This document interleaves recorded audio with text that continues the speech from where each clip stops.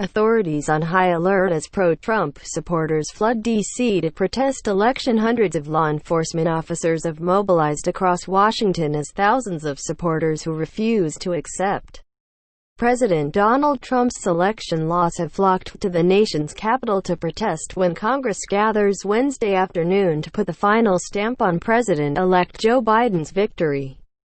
As part of their preparations, police posted signs around the district warning of the illegality of gun possession during protests as Trump tweeted his support for the protesters, saying, "Our country has had enough, they won't take it anymore, and we hear you and love you," from the Oval Office. Authorities, a mix that includes local police, National Guard and federal uniformed officers, had already arrested several people ahead of demonstrations, including the leader of the Proud Boys, a far-right group that Trump directly addressed during an autumn debate to "stand back and stand by." The Proud Boys leader, Henry Tarrio, who goes by Enrique Tarrio, was released from police custody Tuesday on charges related to a protest last month and ordered by a local judge to stay out of D.C. as he awaits trial, including during this week's protests. Protesters dressed in pro-Trump regalia gathered Tuesday across the city while others posted photos of their travel to Wednesday's rally on social media. Several speakers on Tuesday led the crowds in chants of "4 more years," even as Trump has all but exhausted legal avenues for turning the tide against Biden. One after another, speakers put forth claims that the election was stolen, imploring people to fight for victory on Wednesday. Trump's loss has been reaffirmed by courts and state election officials dozens of times since the election. Tuesday's speakers included Trump advisor Roger Stone, who was convicted of lying to Congress, obstruction and threatening a witness then pardoned by the president. "We don't trust the media's crystal ball on the election results and the finalization of the Electoral College count by Congress on Wednesday," said Dustin Stockton, one of the march organizers. "But," he said, "it's clear that Wednesday will be historic. Trump still has cards to play that he hasn't played," Stockton said. "We won't stop fighting until the president does." A number of rallies are planned Wednesday, including one in the morning, where Trump has said he'll speak gun-free zones. In the days leading up to Wednesday's planned march, police posted signs declaring areas where they expect protesters gun-free zones between Monday and Thursday. "All firearms prohibited within 1,000 feet of this sign," they read taped to light poles. A D.C. police spokesman, Sean Hickman, would not comment on police staffing for the demonstrations or say whether they'd attempt to keep pro-Trump supporters separate from counter-protesters. It's also not clear how aggressive police will be in enforcing the district's gun laws. "As with any known, large demonstration, we will continue to monitor and assess each activity and plan accordingly with our local and federal law enforcement partners," Hickman said. Federal agencies over the summer created confusion during protests by sending agents into demonstrations in unmarked vehicles and without names, agencies or other identifiers on uniforms. Congress passed a law requiring federal agents to wear some unique identifier on their clothing while working protests.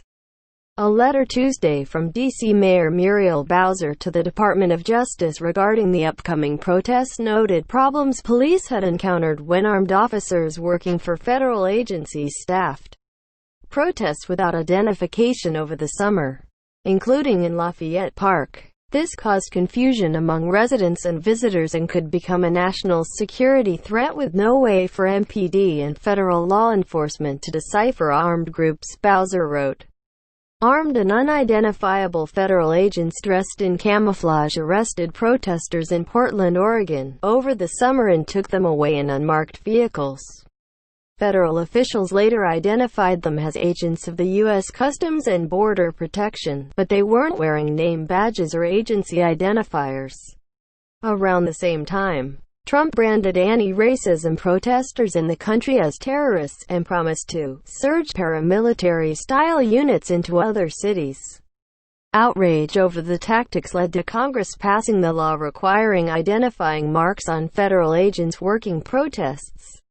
U.S. Senator Chris Murphy, a Connecticut Democrat, also wrote to federal officials Monday reminding them of this new law. Members of the armed forces and federal law enforcement personnel responding to civil disturbances are now required to visibly display both their name or an individual identifier and the name of the armed force or federal entity by which they are employed, he wrote. The U.S. Bureau of Prisons sent 100 specially trained officers to the Department of Justice in D.C. to supplement department facility security. Justin Long, a spokesman for that agency, said Tuesday. They'll function as reserve for other Justice Department security teams.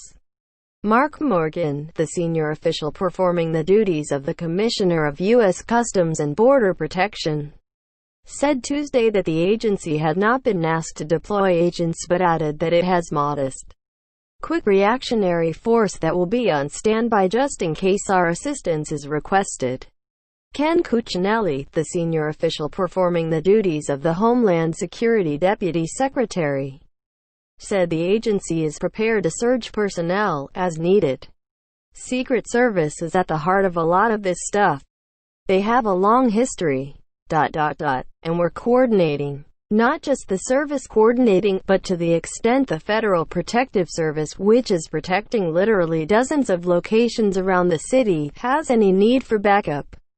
We're prepared for that, Cuccinelli said. Obviously, we hope all these different protests go off peacefully, but we are prepared to surge personnel as needed, where needed across the district in coordination with DOJ and then local authorities as well are so intimately involved. Acting Defense Secretary Christopher Miller on Monday approved a request from the District of Columbia to deploy a limited number of D.C. National Guard forces to support the Metropolitan Police Department and Fire Department.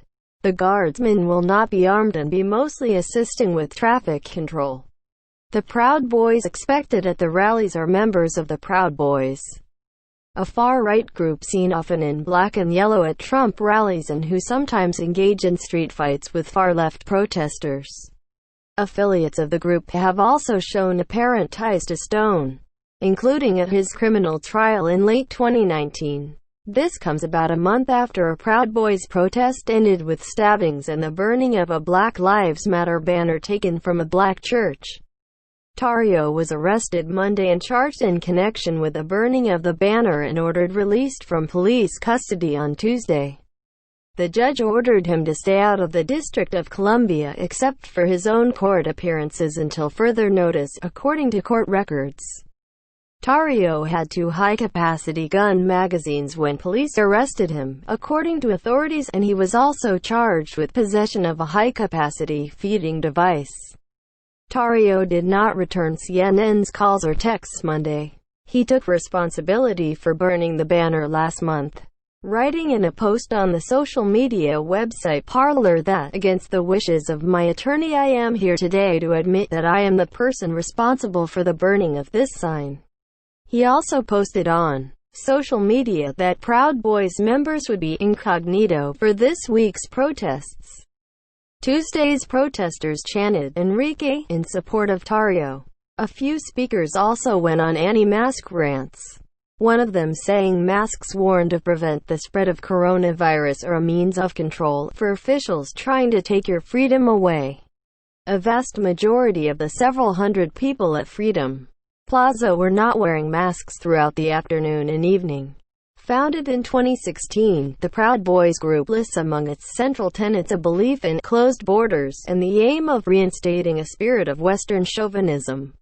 In online statements, it's claimed it has used violence only in self-defense. Members are often seen carrying firearms and bats and donning protective gear. The group's ideology has been labeled misogynistic, Islamophobic, transphobic, and anti-immigration by the Anti-Defamation League.